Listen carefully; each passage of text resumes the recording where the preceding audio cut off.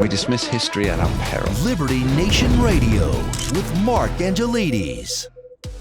Christmas has survived one more year, but each passing season begs the question of just how diminished the festival becomes.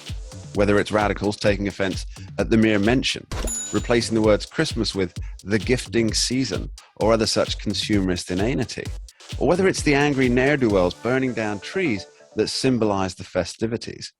Every year we discover a litany of crimes and scandals that all seem designed to make folks give up the whole thing as a bad deal.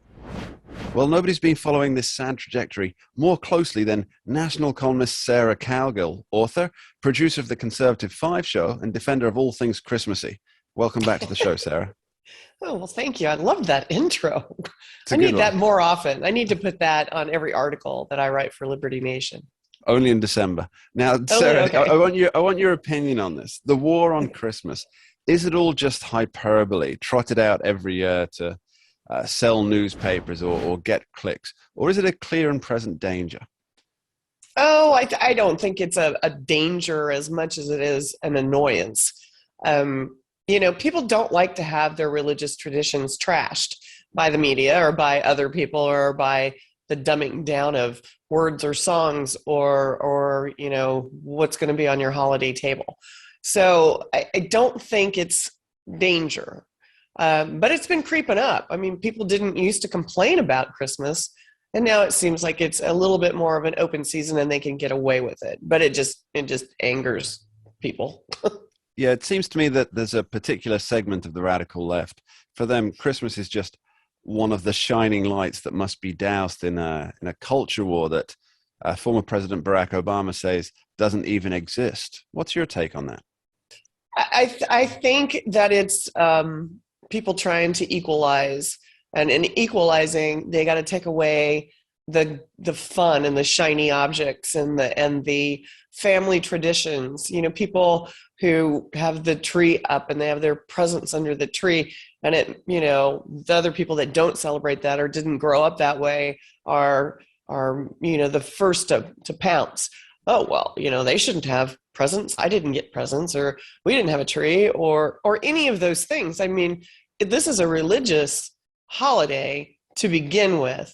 And it's, of course it's been, morphed over the years. This didn't happen 200 years ago. This is more of a 20th century kind of a celebration.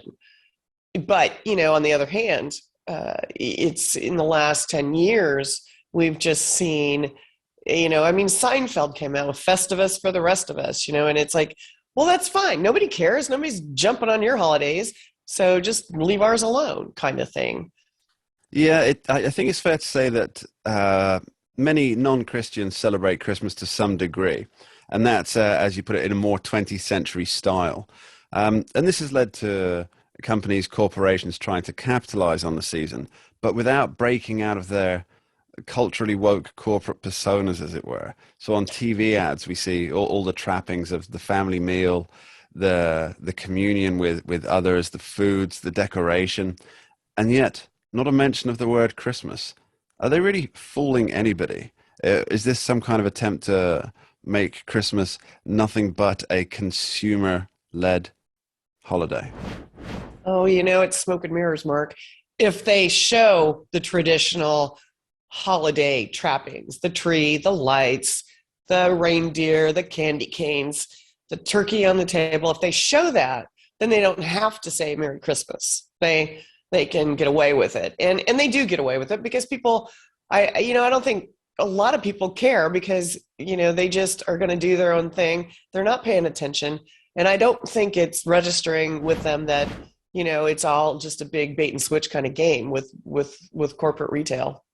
Well, there is one area that is clearly affected even by those who, those good, sensible folks who do not watch television adverts at any time of year.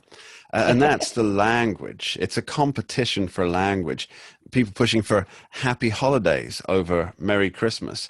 And of course, that's on a much wider scale too. And it is from all political sides. For example, the term Latinx, which was so popular last year, said by politicos, including President Biden, I might add, now seems to be falling out of favor, with folks almost rejecting their heavy-handed approach at social engineering. Do you think that the variants of Merry Christmas will also fall by the wayside in the same way that Latinx now seems to be? I have a rule of thumb on this, and this is just me, but when Thanksgiving rolls around, it's the holiday season, and the holiday seasons run from, Thanksgiving through New Year's and sometimes through Valentine's Day. And that's a big retail time of year. But if you say happy holidays, that gets you through Thanksgiving, it gets you through Hanukkah, it gets you through Kwanzaa, it gets you through Christmas and through New Year's. Of course, nobody actually celebrates Kwanzaa, I believe. I don't think anybody celebrates I don't think Kwanzaa. they do. I think they celebrate Christmas. But I think when you're right up on the holiday, when you're right up on the week of Christmas, everybody says Merry Christmas. And maybe that's just me. When I had worked for the governor of Arizona, it was the holiday season. We did not mix church and state. So we did stay away from that. It was, the holiday trees. It was the holiday party. It was those kinds of things. But in the real world, when I'm not working for government, it's Merry Christmas. It's Happy Hanukkah. If I know you're Jewish, I know when Hanukkah rolls around.